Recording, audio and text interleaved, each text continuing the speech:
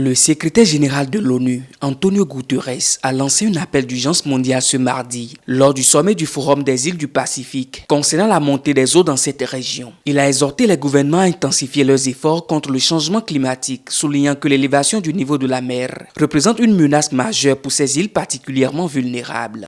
Les dirigeants de la planète doivent agir, réduire drastiquement les émissions mondiales de gaz à effet de serre, mener une élimination rapide et équitable des combustibles fossiles et augmenter massivement les investissements en matière d'adaptation au climat pour protéger les populations contre les risques actuels et futurs. Ce n'est qu'en limitant le réchauffement à 1,5 degré Celsius que nous aurons une chance d'empêcher l'effondrement irréversible des calottes glaciaires du Groenland et de l'Antarctique occidental et les catastrophes qui les accompagnent.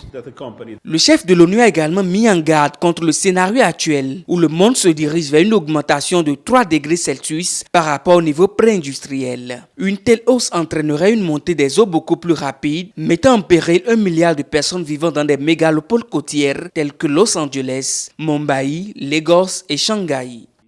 La montée des eaux est une crise entièrement provoquée par l'humanité. Une crise qui atteindra bientôt une échelle presque inimaginable, sans aucun canot de sauvetage pour nous ramener à bon port. Mais si nous sauvons le Pacifique, nous nous sauvons aussi nous-mêmes. Le monde doit agir et répondre au SOS avant qu'il ne soit trop tard.